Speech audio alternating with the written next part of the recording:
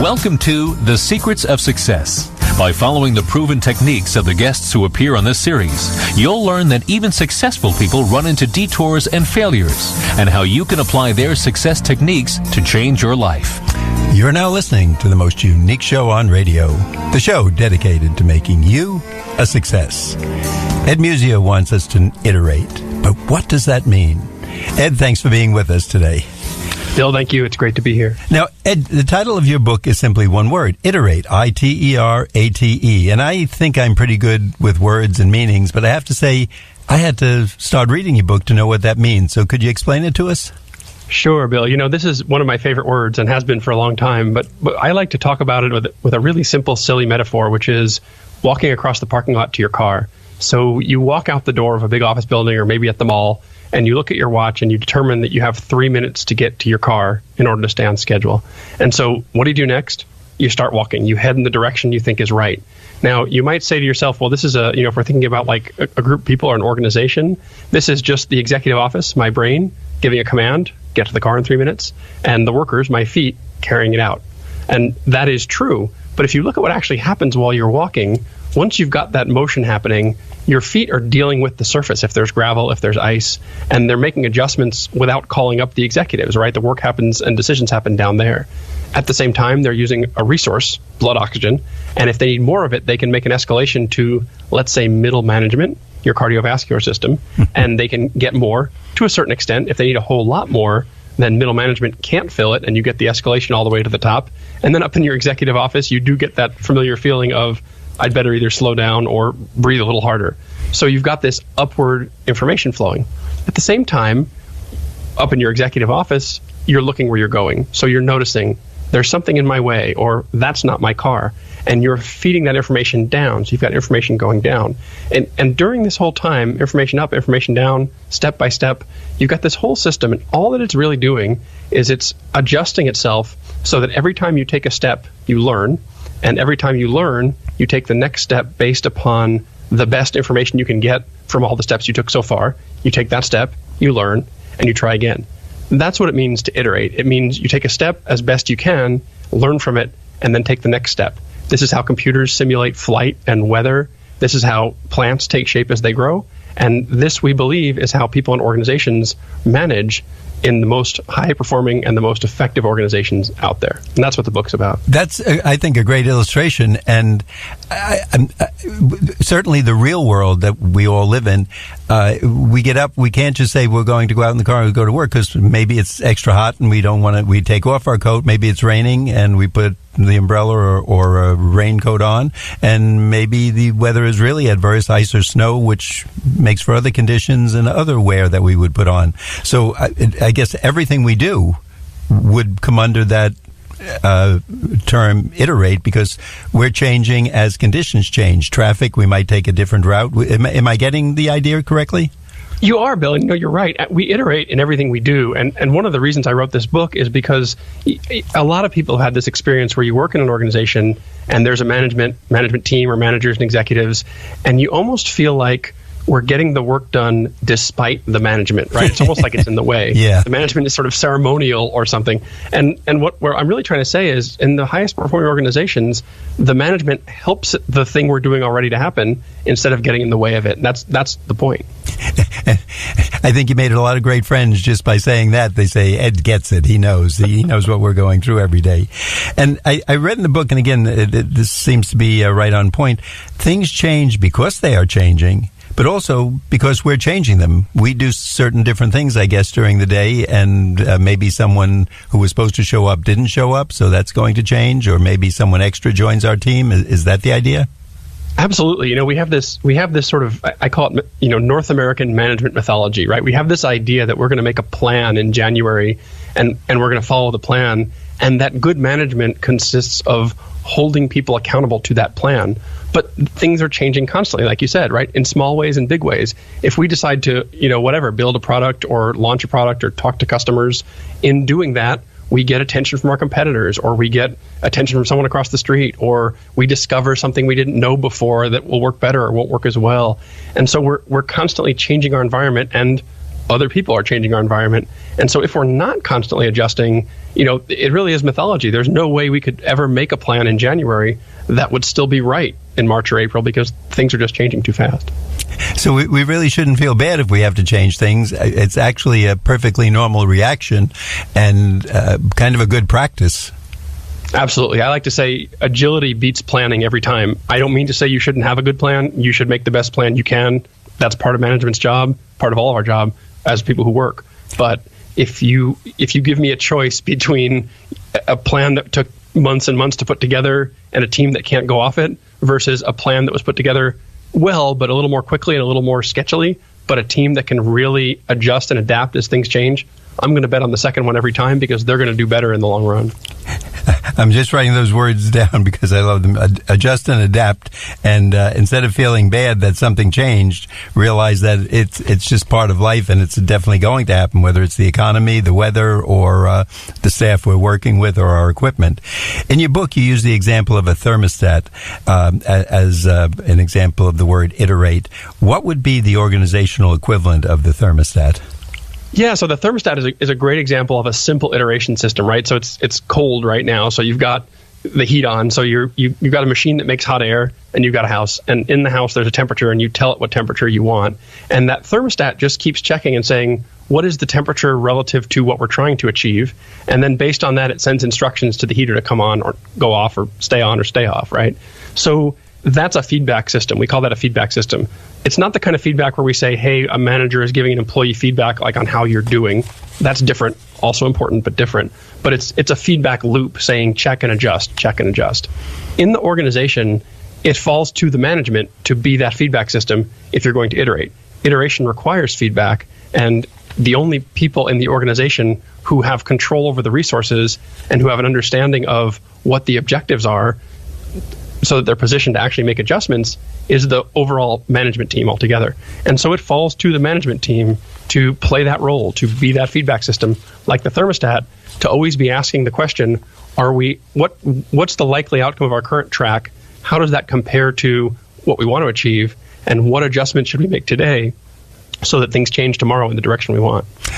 Perfect timing. Ed, I have to make adjustments and let our audience know that if you've just tuned in, you're listening to The Secrets of Success on the voice of Nassau Community College, 90.3 WHPC. I'm your host, Bill Horan, and today we're speaking with Ed Muzio. He's the author of the book Iterate, and he's telling us why we have to make some changes and adjustments. Ed, if we want to know more about this, is there a website, and where can we get the book Iterate? Yeah, so thank you, Bill. The book is Iterate, Run a Fast, Flexible, Focused Management Team. The website is just iteratenow.com, so ITERATE now.com, and there are links there. The book's available in Barnes & Noble. It's on Amazon. Pretty much everywhere books are sold, you can find it and pick it up. And Ed's name, easy to spell, Muzio. And first name, of course, is Ed, so you keep hearing me talking to him. Ed, in your book, you talk about managing and another term, change management. Which one are we dealing with here, and how do they differ? You may have heard this, that the Inuit Eskimos have multiple words for snow, or that the ancient Greeks had multiple words for love. I really feel like we need some more words for what managers do. And there's actually three. You mentioned two of them. There's what I call managing with a capital ing, and that is anybody who has direct reports. You have to manage them. You have to set goals for them and compensate them and help motivate them and help them solve problems and help them develop. That's managing with a capital ing, and that's critical.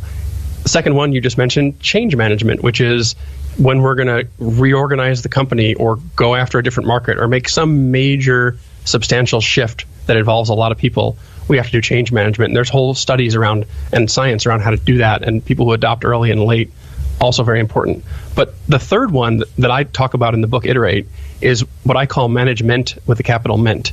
And that's that idea that we were talking about a few minutes ago, which is management acts as the feedback system, adjusting the organization and keeping it on track. So if you're managers, or if you're a manager and you're not playing that role, working in coordination with other managers to adjust the overall organization to keep it on track, then that's a missed piece. That's a missed tool, and you can't replace that with managing or with change management. It's an equally important part of, let's say, a three-legged stool. Now, this seems almost common sense. I mean, you're using bigger words and you're explaining it technically to us, but like with any good story, there must be a villain and a bad guy. So what is it in an organization that hinders the ability to iterate? There's a couple.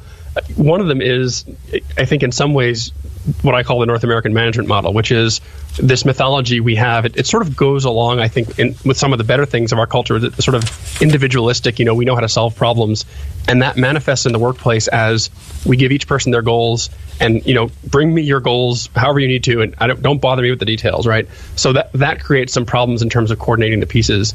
The other thing is, once you've made that definition, now you've got human nature working against you, right? So we all have this reptilian part of our brain that is scared about survival issues, and employment is a survival issue. And so once your boss says, here are your tools for success, or your criteria for success, you start to protect that. So if you're a manager and you have 3 people that work for you, and you give them each a set of goals, and you tell them, bring me your goals, they will immediately start to conflict with each other as soon as they need the same resource, because each of them is trying to protect themselves.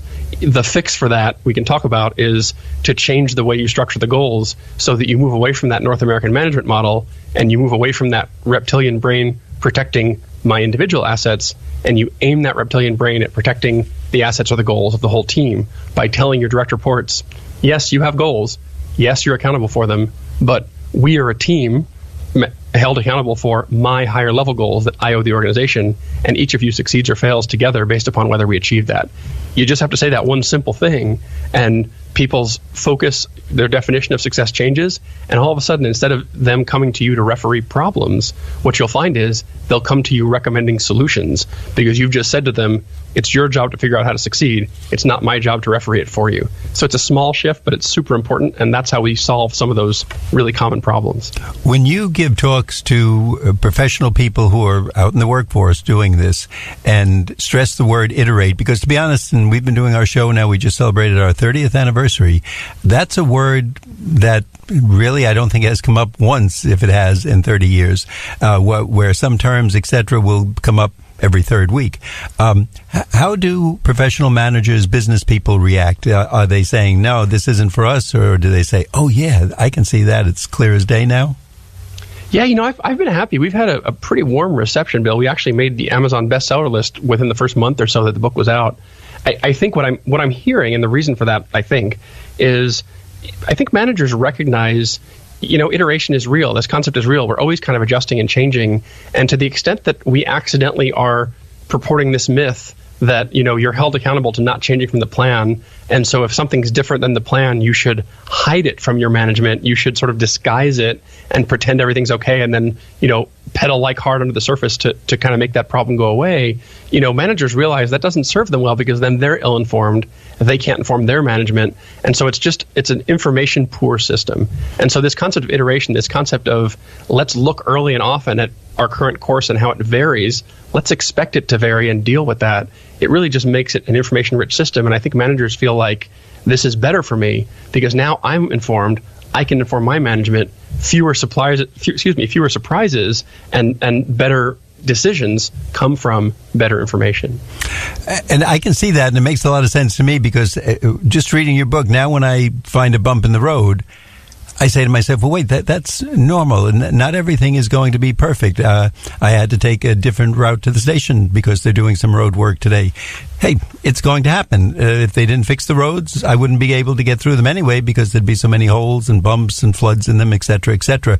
So I think just by putting that out there and saying it, it almost makes us feel a little more relaxed about it, that, hey, expect that some things are going to take this, there's going to be some changes. And it certainly had made me a little more relaxed, let's put it that way. So I hope it's working for the businesses also. Ed, we want to get back and find out some of the terms and how this works in step-by-step procedures. But at this point in the show, we like to remind our listeners that you're listening to The Secrets of Success. My name is Bill Horan. The show is produced at the voice of Nassau Community College, 90.3 WHPC. We'll be right back after this brief break. This program is brought to you by Nassau Community College, which offers a Paralegal Studies program. Students can major in paralegal studies while earning their associate's degree, or earn a paralegal certificate if they already have a college degree. These programs can even help you start a second career as a paralegal. It's a program for anyone who wants to work in a law office assisting lawyers, the government, or a position in an insurance company. More information about full-time, part-time, days, evenings, weekends, or online courses is available by calling 516-572-7774 or by email at paralegal@ncc.edu. Welcome back. You're listening to The Secrets of Success. I'm your host, Bill Horan, and today we're speaking to Ed Muzio, author of Iterate. Ed, you indicate in the book that there's 5 key management practices, and these have come from all different types of disciplines over a course of about 70 years. And if I'm right, and if not, please correct me, sociology, psychology, organizational design, organizational behavior, and neuroscience. Did I get that right? You got it. We've reached across a number of disciplines. Yeah. Now you know I read your book. You know I've been going through it and taking notes. Can you tell us first as an overview, what are these 5 key practices? And then we'll ask you to take them apart one by one and we'll delve into them. Yeah, so you've got this set of 5 key practices. And by the way, there's some definitions there on iteratenow.com to read about this. But at a high level, I'll give you the 5, just one sentence at a time. So first is output and status broadcasting. Managers walking around, both saying clearly what output they're trying to deliver and forecasting clearly how their current course may vary from the original plan. And we can talk about that. We call that 2 futures, right? So show me what was supposed to happen, show me what we now think is going to happen. How are those different? That leads into the second practice, which we call work preview meetings, and that is the replacement for the staff meeting. And by the way, you don't have to call it a work preview meeting. All of this language is secondary. I always tell my clients, if you do these practices behaviorally, I don't care what you call them. If you're not doing them, it's a gap. So if you have a different word for it, we're fine. But I call the staff meeting the work preview meeting, and that's the meeting in which you look at those forward forecasts and you say, as early as possible, let's look for future variance. Let's look for differences between what we want to happen and what we think is going to happen so that we can make adjustments earlier rather than later. Now that leads into group decision making, the third practice, which is all about how do we decide as a group? So we've got, Bill, our manager, and then 3 of us managers on the team together. And here comes Ed, me, with this variance. The future's not going to turn out the way I'd like it to. And so the group has to decide what to do about that. There are some specific models that make that work better or worse. Things, for example, like taking a vote will make it worse. And so we get specific about how group decision making works and how people have to then implement those decisions. That leads into the fourth one, which is linked teams. And linked teams is all about the fact that this group of people, Bill and his direct reports, is a team. It's not an old style org chart would have sort of a line from Bill to Ed and a line from Bill to the next person, which would suggest these individual goals. But actually, as I mentioned before, this is a team working on Bill's goals. Bill then reports in with his peers to a team working on his boss's goals. She, that lady, his boss, then reports into a team working on her boss's goals. And so we look at the organization as a set of teams so that everybody's looking up instead of looking down.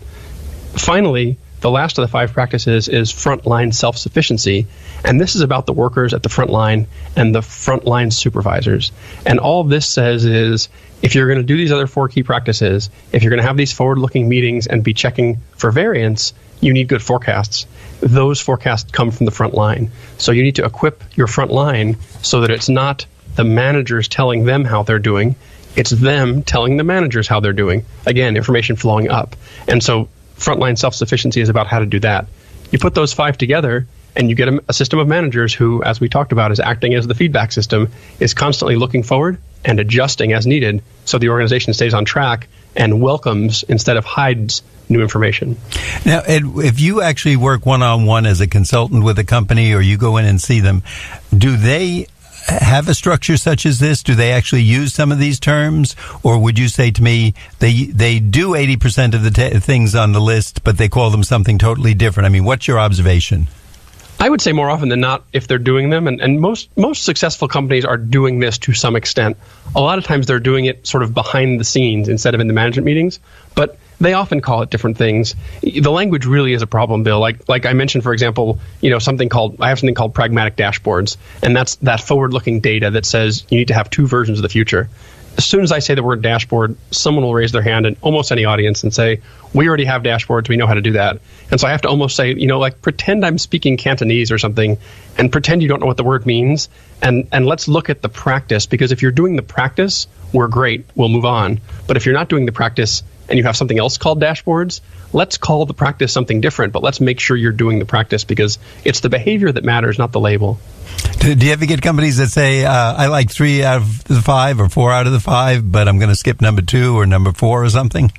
That can happen along the way. More often what happens is we'll sort of notice together that, hey, you're pretty good at 3 out of the 5, but you feel like you're struggling because the 5 interrelate, right? If you have bad forecasts, you can't look forward. If you don't have good group decision making, you can't make good resource allocation decisions. And so often what falls to me as the consultant is to really get in there and watch and look and say, I think if we work on this one, it's going to help all of them. And even sometimes the problem statement they make is solved by working on a different one than they would have guessed. It helps to have the outside perspective sometimes. Ed, before we get into breaking them down term by term, I'd once again like to let our audience know that they're listening to The Secrets of Success on the voice of Nassau Community College, 90.3 WHPC. I'm your host, Bill Horan, and today we're talking to Ed Muzio. He is the author of Iterate. He's teaching us many new terms and how we can make and accept business life much simpler. Ed, where can we get the book, and where's that website? Well, thanks, Bill. The book is Iterate, and the website is iteratenow.com. That's ITERATE now.com. And that links to Amazon. You can also purchase the book in Barnes & Noble, as well as really anywhere books are sold. And for our audience, if you didn't get the whole show, you picked up a part of it, maybe you had to run into a meeting yourself, you can always go to nccradio.org, go to podcasts, and then Secrets of Success. You can get the whole show. You can share it with your staff. You can share it with a friend. Pick out the highlights you like, then go out and get the book and really start developing this concept as part of your own company. Now, Ed, you started out with 2 terms that I thought we were almost jumping into another industry, output and status broadcasting. But that's not for a communications industry. That's for anything. Am I correct? That's right. I'm sort of using the word broadcasting liberally to say that managers in all industries, when they work this way, what we find is they're constantly broadcasting, announcing, saying, here are the 3 to 5 to 7 things that I'm going to do with the resources under my control. That way their peers know it, their subordinates know it, their bosses know it. Everyone's real clear on what information to bring them and what not to bring them. And it's the starting point for those forward-looking forecasts we're talking about. Now, is that what you call the verbalized summary outputs? That's correct. The verbal part of it is the verbalized summary outputs, and then the pragmatic dashboards that I mentioned are the second part. That is the graphical display of the same information, which we use in the staff meetings, the work preview meetings. Do businessmen like it? I mean, many of these terms make me think we're almost getting into the medical field where we never know what the doctors are talking about. And some of these terms seem to be a little more esoteric, let's put it that way. Do the business people like this because it gives them a little more elitism? I hope not. I mean, some do and some don't. But like I said, the real challenge here was to pick language that didn't automatically suggest something else. If you look into the work that's been done on Lean and Six Sigma and, the agile manufacturing, they actually use a different language. They talk about Muda and Kaizen for the same reason. It's very difficult to not choose words that are loaded down. So I really tried to choose English words that suggested what I'm talking about without sort of picking something that everyone would sort of already think they were doing. I don't know how successful I was, but that was the goal. Now, when you say a verbalized a summary output, how many, does the boss walk around all day saying, we wanted to make 22 widgets today, we've got to make 50 widgets this week or something? Or is this just occasionally, or does he or she drop it into the conversation? It's pretty frequent. This piece comes out of research that was done post-World War II, old school behavioral research, behavioral researchers following managers around and writing down what they were doing for 24 hours. And what they found, and what we still find, is really effective managers, in a sense, they're almost kind of boring. They say over and over again, what I'm trying to do with this group right now is to get this product to market, or to get this many widgets done, or to, solve this many of these problems a week, or to keep this satisfaction score up. And there's usually between 3 and 7 of them that account for most of the resources. And they really do say it a lot. It sort of changes over time, and they change it for the audience. So it's not like they're just reading it off a note card, but we really do hear them say it often. And when I work with clients, we try and encourage them to do that. Just say it more often. Your employees need to hear it. Your boss needs to hear it so he or she can adjust it. Your peers need to hear it in case they're working on something that's going to support you or get in your way. It really is useful. Now, after all those cool terms, verbalized summary output and pragmatic dashboard, you also have the Look-Ma test. Tell us about that one. We try to keep the language simple where we can. So the Look-Ma test. You definitely did it there. We did it there, yeah. The Look-Ma test is quite simply, you don't have a real output statement, something you can talk about that you're trying to achieve, if when you're done you can't show it to your mother or your spouse, right? So you can say, for example, look, Ma, I built 110 widgets. But you can't say, look, Ma, I worked on widget production, because what am I showing her, right? It works the same for, market research. It works the same for troubleshooting. You can say, look, Ma, I solved 54 customer issues this week. But you can't say, look, Ma, I worked on problems, right? So if you don't pass the Look-Ma test, then we need you to get more specific about the measurable, countable output that you're trying to arrange your resources to achieve. Because if you're not clear about that, it's very difficult to do, forget about iteration, it's very difficult to do good management because you can't clarify what it is you're trying to achieve. Now, for a radio audience who can't see, obviously we don't have the visual part of the show, what is a pragmatic dashboard? Could you give us some simple example of that? Yeah, so the key to a pragmatic dashboard, what makes it different than what's in place in the North American management model is, let's go back to me working for you, Bill. So I work for you. Let's take a really simple example. I make a certain amount of widgets per week. And so in the typical North American management model, if I have a graph of that, I probably bring you a graph and it shows how many widgets I made every week up until last week. Now, maybe I also have a line on there that shows my future plan, right? So I'm going to keep making this many, or I'm going to ramp up or ramp down, whatever. That's the most I have. Now, the problem with that is, you're my manager. You don't care about what I did last week. You care about what's going to happen. And so you say to me, Ed, how's it going to go in the future? And then I launch into a sort of a narrative, opinion, conversational thing in which I do some combination of trying to tell the truth and trying to make it look good, right? So a pragmatic dashboard says that graph's not done yet. You need a second version of the future. I need my past. I need my first line, which is the plan going forward. But I need a second line that says, based on my best forecast, here's what I think will actually happen. And as you can see, it's either the same as or it's different from the plan we agreed upon. If it's different, we call that a variance. And if it's different enough, we need to talk about what to do about that variance. That's the concept of forward-looking dashboards and pragmatic dashboards, is it puts the issue front and center so the conversation can focus on what to do instead of a long opinion conversation about what might happen. Ed, this is fascinating, and I think for anybody who is in business, getting into business, wants to go into the management field, if you start reading a book like this and start throwing around some of these terms, your boss is going to take you very seriously and know that you know what you're doing, and just drop Ed Muzio's name in there a little bit, and you'll definitely get a promotion, right, Ed? I like to think so. I hope so. Let's hope so. Ed, we want to thank you so much for being with us. Once again, please tell us the website and where we can get the book. Bill, thank you. The book is Iterate. The website is iteratenow.com, Iterate now.com, and it's available on Amazon, Barnes & Noble, and everywhere books are sold. And by our guest, Ed Muzio. Ed, thanks so much for being with us today. We'd like to remind our audience that you've been listening to The Secrets of Success on the voice of Nassau Community College, 90.3 WHPC. I'm your host, Bill Horan, asking you to please join us again next week at the same time when we will continue our journey to success.